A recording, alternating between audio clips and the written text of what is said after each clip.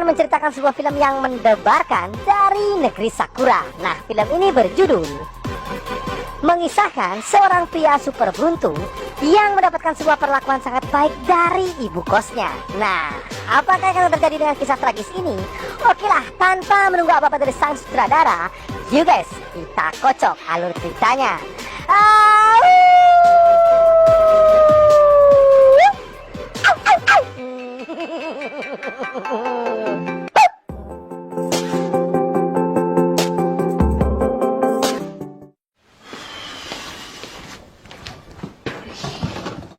Film akan mempersembahkan so dramatis naratornya ya nih.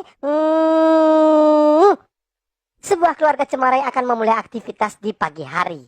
Terlihat sang suami saat itu sangat tergesa-gesa ingin segera pergi untuk bermain bola bisbol. Namun di balik keceriaan dari sang suami, ternyata sang istri terlihat sangat murung karena suaminya tersebut pergi pagi pulangnya pagi, seakan-akan asik dengan hobinya sendiri tanpa meluangkan waktu sedikit pun bersama sang pujaan hati. Kayak Bang Toyib ceritanya nih suami ini, modus ya nih. Nah, wanita yang selalu murung dan terlihat sangat kesepian ini, tentu kalian pasti sudah tak sabar untuk mendengar kisah tragisnya. Ya, mbak-mbak yang mulus dan keset satu ini bernama Minami Aizawa.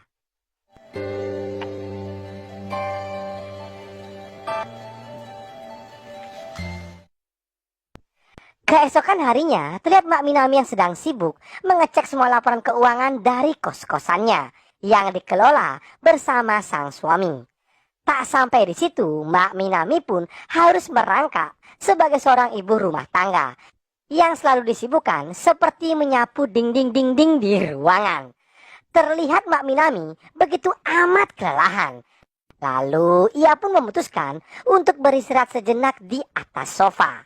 Nah, karena Mbak Minami hampir setiap hari selalu kesepian dan ladang persawahannya yang sudah jarang dibajak, ia pun seketika bermimpi ada seorang pria yang sangat misterius dan sedang menyemil bakpo hangat miliknya. Sehingga hal tersebut pun membuat Mbak Minami jadi mengigau.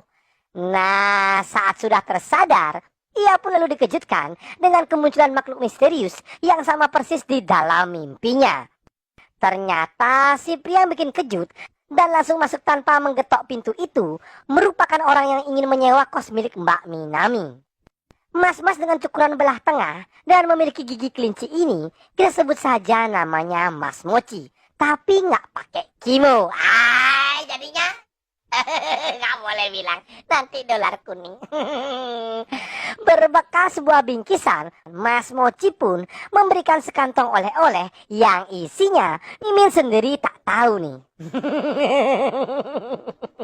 Kemudian Mbak Minami pun mempersilahkan mas-mas gigi kelinci untuk melihat kamar yang akan ia sewa selama beberapa bulan dengan fasilitas yang sangat istimewa, yaitu dengan kamar mandi di dalam dan tidurnya di luar.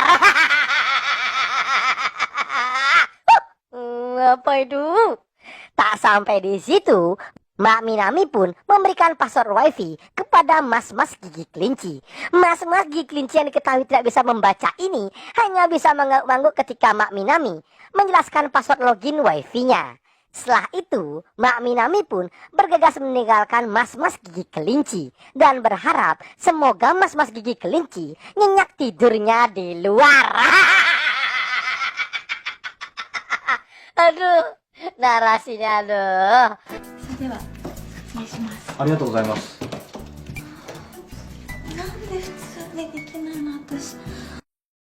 Malamnya, saat Mbak Minami yang lagi asik dan sangat serius menonton siaran MasterChef Indonesia di TV miliknya, seketika perhatiannya teralihkan oleh suara-suara yang sangat mengganggunya. Ya, karena konstruksi bangunan lantai atasnya terbuat dari triplek, Mbak Minami pun sangat jelas mendengar suara seekor lele yang seperti sedang membutuhkan pertolongan. Merasa khawatir dengan pemilik si lele itu, Mbak Minami pun bergegas mencari sumber suara tersebut. Perlahan tapi pasti, Mbak Minami pun menemukan suara lele itu yang ternyata itu adalah milik si mas-mas gigi kelinci yang sedang merasa keenaan. kelinci.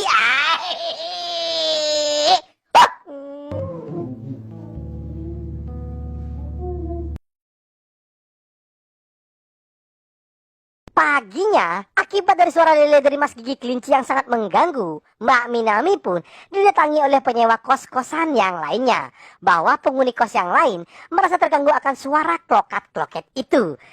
Merasa sangat jenuh karena terus-menerus sendirian mengurus kos-kosannya, Mbak Minami pun mencoba bertukar pikiran kepada sang suami. Akan tetapi, si suami yang kemarin habis begadang bermain FF, ia pun tak sedikit pun menghiraukan keluhan dari Mbak Minami. いいか、必ず追い出せよ。分かってな。 Malamnya, untuk menindaklanjutkan komplainan yang tadi pagi, Mbak Minami pun langsung mendatangi si Mas-Mas Gigi Kelinci.